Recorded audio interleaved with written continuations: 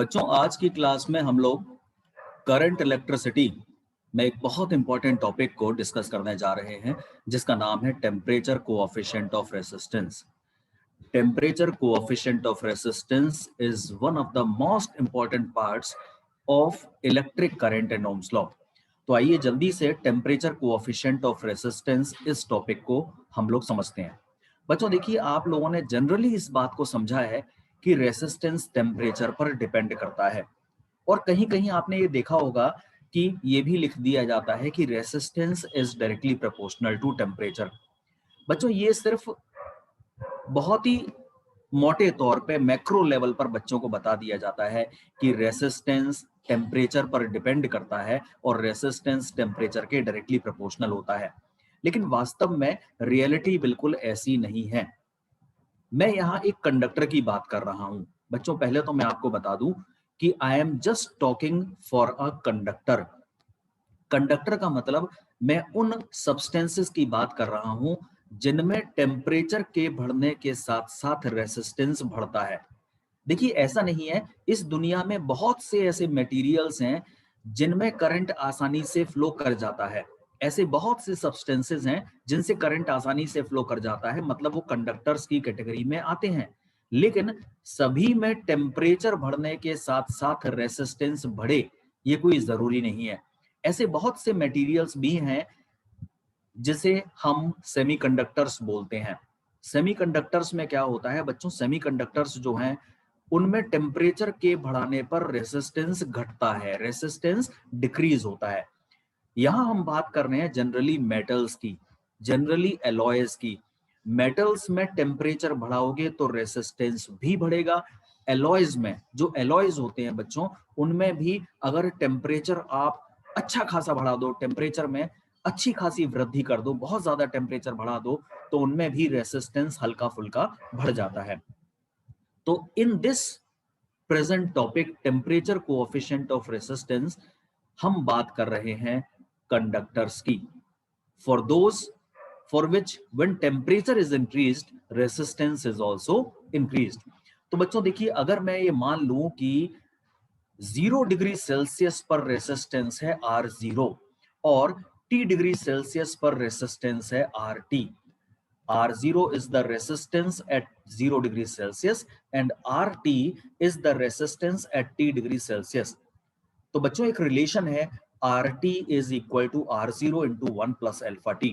RT बराबर R0 into 1 plus alpha T, ये relation दिया जाता है। और एक बात आपको ध्यान रखनी होगी कि इस रिलेशन में ये जो T है, T को डिग्री सेल्सियस में लेना होगा। बच्चों अक्सर आप लोगों ने देखा है, जब आप लोग न्यूमेरिकल्स को सॉल्व करते हो तो टेम्परेचर को ऐसा यूनिट केल्विन में लेते हो, लेकिन आपको ध्यान रखना है RT is equal to R0 into 1 plus alpha T.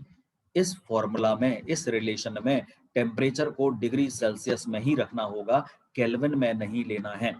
ठीक है, आगे बढ़ते हैं। एल्फा जो यहाँ है, यहाँ जो एल्फा टर्म आ रहा है, इसे बोलते हैं temperature coefficient of resistance. Alpha को बच्चों क्या बोला जाता है? Temperature coefficient of resistance. अच्छा, यहां से RT is equal to R0 into 1 plus alpha T अगर लिखा जाता है, तो अगर एक स्टेप आगे बढ़ जाएं तो बच्चों नया रिलेशन बन जाता है, alpha is equal to RT minus R0 upon R0 T. अच्छा, इस रिलेशन को थोड़ा सा और मॉडिफाई करते हैं, इस रिलेशन को थोड़ा सा और आगे बढ़ाते हैं और नए फॉर्म में लिखते हैं। अगर बच्चों आपकी बार मैं आपसे बोलूं कि T1 डिग्री सेल्सियस पर रेसिस्टेंस है R1, T1 डिग्री सेल्सियस पर रेसिस्टेंस है R1 और T2 डिग्री सेल्सियस पर रेसिस्टेंस है R2, तो फिर तब रिलेशन क्या हो जाएगा बच्चों? तब रिलेशन हो जाएगा alpha is equal to R2 minus R1 upon R1 into T2 minus T1। अच्छा, R2 क्या है? Resistance eight T2 degree Celsius. R1 क्या है? Resistance at T1 degree Celsius. T2 final temperature, T1 initial temperature. बच्चों T2 minus T1 को हम लोग बोल सकते हैं rise in temperature. T2 minus T1 can be said as rise in temperature. तो देखिए, अगर ये रिलेशन अल्फा बराबर R2 minus R1 over R1 into T2 minus T1 है, तो यहां से अब हम finally temperature coefficient of resistance को डिफाइन करते हैं। देखिए बच्चों, T2 माइनस T1 को क्या बोला हमने? Rise in temperature. Rise in temperature या फिर इंक्रीज इन टेम्परेचर। देखिए पहले जो टेम्परेचर था वो कम था, बाद में टेम्परेचर आपने बढ़ा दिया, तो T2 माइनस T1 को क्या बोलेंगे? Rise in temperature. अच्छा, पहले जो रेसिस्टेंस था वो कम था और बाद में रेसिस्टेंस बढ़ गया, तो R2 माइनस R1 को क्या बोलेंगे? Increase in resistance. Increase in resistance. तो बच्चों R2 माइनस R1 क्या है? Increase in resistance. R1 क्या है? Original resistance. जो रेसिस्टेंस पहले था वो है R1 और T2 minus T1 is rise in temperature. बच्चों एक बात आपको ये ध्यान रखनी होगी, आप वैसे भी जानते हो कि न्यूमरेटर के बाद जो नीचे डिनोमिनेटर में आता है, हम लोग जब डिफाइन करते हैं ना, तो डिनोमिनेटर में जो कुछ भी है डेफिनेशन में पर यूनिट लगा दिया जाता है, पर यूनिट। देखिए डेफिनेशन कैसे देते हैं, अल्फा यानी कि टेम्परेचर कोएफिशिएंट ऑफ रेसिस्टेंस की। तो टेम्परेचर कोएफिशिएंट ऑफ रेसिस्टेंस कैसे डिफाइन किया जाता है? The temperature coefficient of resistance of a substance. जो रिलेशन लिखा हुआ है अल्फा बराबर R2 minus R1 upon R1 into T2 minus T1, इस रिलेशन पर ध्यान से, अगर आप ध्यान से इस रिलेशन को देखें तो यहीं से हम डेफिनेशन देखिए बात करते हैं। The temperature coefficient of resistance of a substance may be defined as the increase in resistance per unit original resistance per degree rise in temperature. The temperature coefficient of a resistance may be defined as the increase in resistance per unit original resistance per degree rise in temperature. देखिए definition जो नीचे लिखी हुई है वही मैंने अभी आपके सामने बोली थी। The temperature coefficient of resistance of a substance may be defined as the increase in resistance per unit original resistance per degree rise in temperature. बच्चों इसकी यूनिट होती है डिग्री सेल्सियस -1 या पर डिग्री सेल्सियस। अच्छा बच्चों एक बात मैं आपको बता दूं, देखिए मैंने आपको शुरू में ही बता दिया कि मैं टेम्परेचर कोएफिशिएंट ऑफ रेसिस्टेंस इस टॉपिक को जब आपको कराने जा रहा हूं तो मैं केवल कंडक्टर्स की बात कर रहा हूं जिनमें टेम्परेचर के बढ़ने से रेसिस्टेंस भी बढ़ता है। लेकिन बच्चों अगर मैं आपसे ये ना कहूं कि टेम्परेचर कोएफिशिएंट ऑफ रेसिस्टेंस को हम केवल कंडक्टर्स के लिए डिफाइन कर रहे हैं, अगर मैं आपसे ये कहूं टेम्परेचर कोएफिशिएंट ऑफ रेसिस्टेंस को हम इंडिविजुअली या इंडिपेंडेंटली डिफाइन कर रहे हैं, किसी भी सब्सटेंस की बात हो, तो ऐसे में बस आपको करना क्या होगा, ये जो नीचे डेफिनेशन लिखी हुई है ना, R2 माइनस R1 को फिर आप इंक्रीज इन रेसिस्टेंस या डिक्रीज इन रेसिस्टेंस नहीं लिखोगे, क्योंकि देखिए बहुत से ऐसे सब्सटेंस इस दुनिया में हैं जिसमें टेम्परेचर के बढ़ाने पर रेसिस्टेंस बढ़ता है।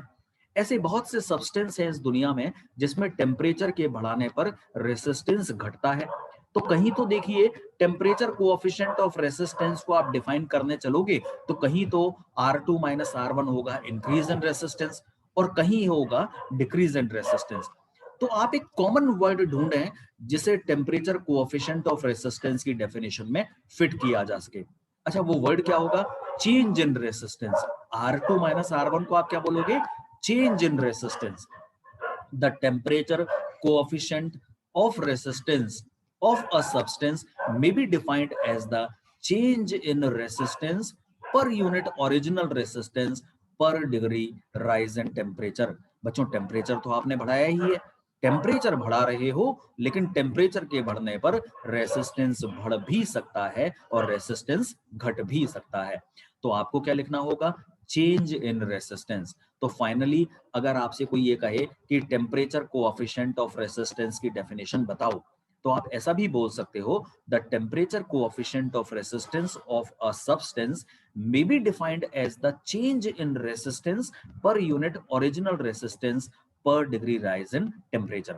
तो बच्चों ये फॉर्मूला आप लोगों की समझ में आ गया होगा, अल्फा बराबर R2 minus R1 upon R1 into T2 minus T1। T1 initial temperature, T2 final temperature, R1 initial resistance और R2 फाइनल रेसिस्टेंस। तो बच्चों आइए जल्दी से इस फॉर्मूला से, इस टॉपिक से, टेम्परेचर कोएफिशिएंट ऑफ रेसिस्टेंस से रिलेटेड कुछ न्यूमेरिकल प्रॉब्लम्स को हम करते हैं। और जब हम टेम्परेचर कोएफिशिएंट ऑफ रेसिस्टेंस से रिलेटेड कुछ सवाल करेंगे तो आपको शायद ये टॉपिक और अच्छी तरह समझ में आ जाएगा। तो बच्चों देखिए, पहला क्वेश्चन जो आपकी स्क्रीन पर है उसे जल्दी से पढ़ेंगे और उसे हम लोग सॉल्व करने वाले हैं। देखिए, सबसे पहला क्वेश्चन जो आपके स्क्रीन पर है, जल्दी जल्दी आप लोगों को करते जाना है। सबसे पहले इस क्वेश्चन में हमें जो दिया गया है, at room temperature 27 degree Celsius. तो बच्चों इनिशियल टेम्परेचर हमारे पास कितना है, 27 डिग्री सेल्सियस। ठीक है। The resistance of a heating element is 100 ओम। आपको T1 टेम्परेचर पर रेसिस्टेंस कितना बताया गया है, 100 ohm. What is the temperature of the element, आपको बताना होगा कि फाइनल टेम्परेचर क्या होगा if the resistance is found to be 117 ओम।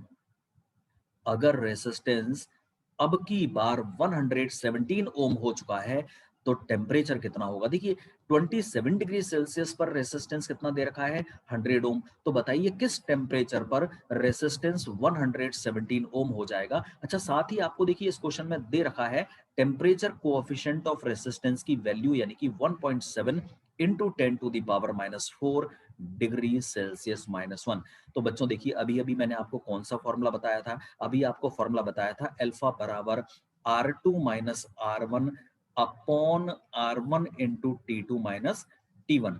देखिए, बड़ा आसान सा ये फॉर्मूला है और इस फॉर्मूले में आपको कुछ नहीं करना, केवल वैल्यूज को रखना है। तो देखिए क्या करेंगे, आपको यहाँ अल्फा की वैल्यू गिवन है, मैं क्या करता हूँ, अल्फा बराबर R2 minus R1 upon R1 into T2 minus T1 जो आप ये देख रहे हो, मैं बच्चों अल्फा और T2 माइनस T1 इनकी पोजीशंस को ना इंटरचेंज करने जा रहा हूं। देखो, अल्फा की जगह तो अब मैं ले आऊंगा T2 माइनस T1 बराबर R2 minus R1 upon R1।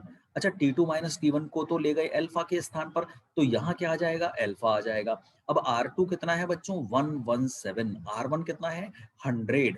R1 की वैल्यू 100 है और अल्फा आपको दिया गया है 1.7 इंटू 10⁻⁻⁴। अब बच्चों ये कितना हो गया, 117 में से 100 को माइनस करने पर, सब्ट्रैक्ट करने पर आ जाएगा 17।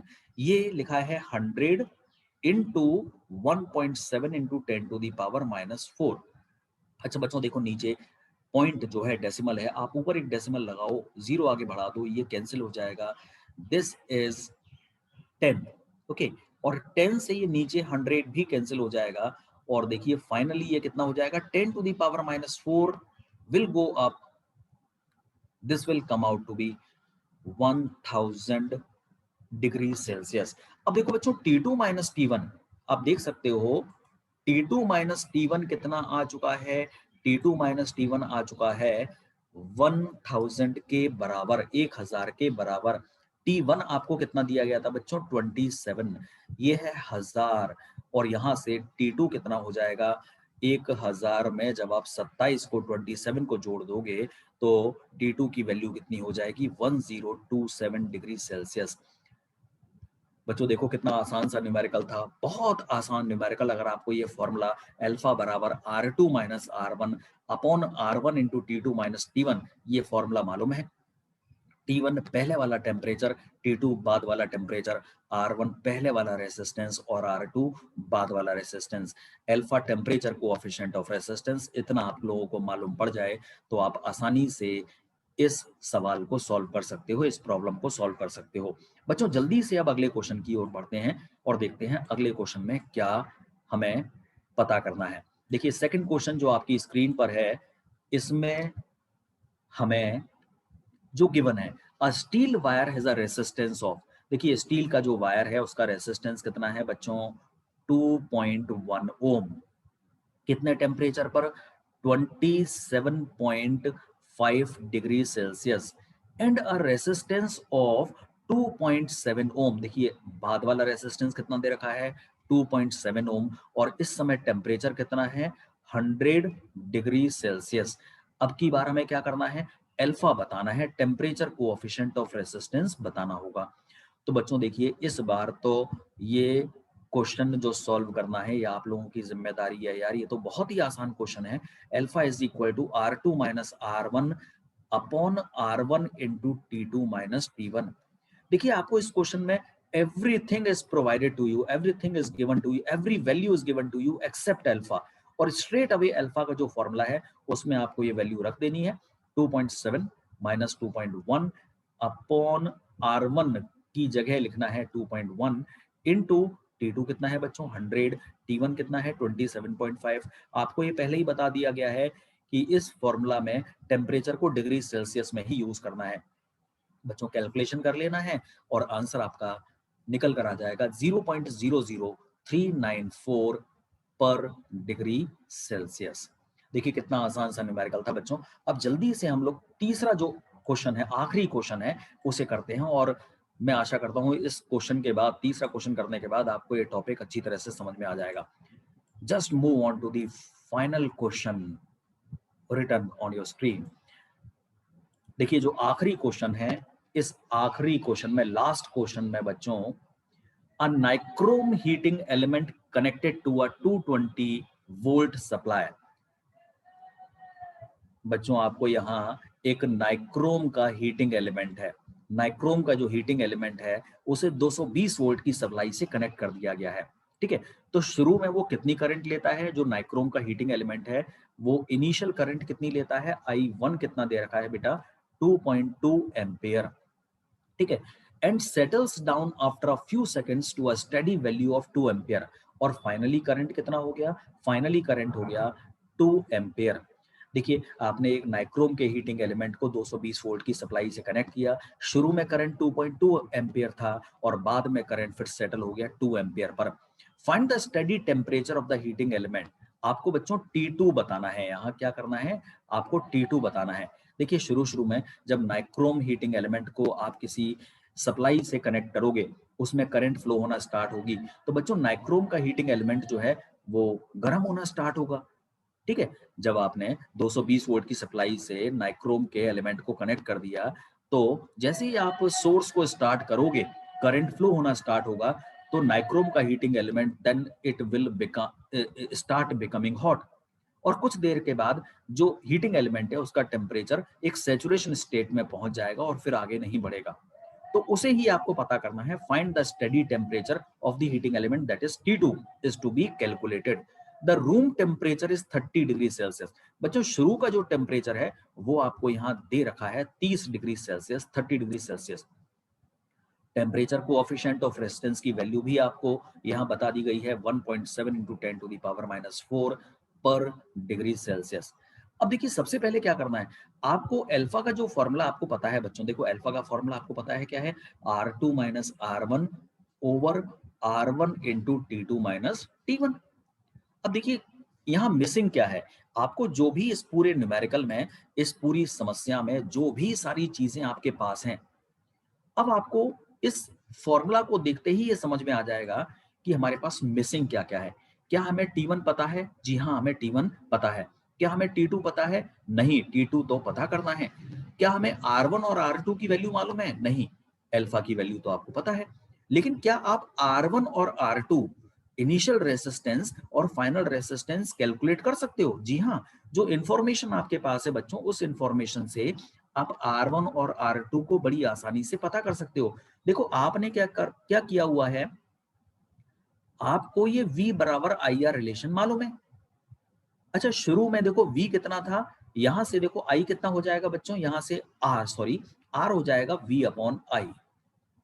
तो देखिए शुरू में वोल्टेज कितना था? 220।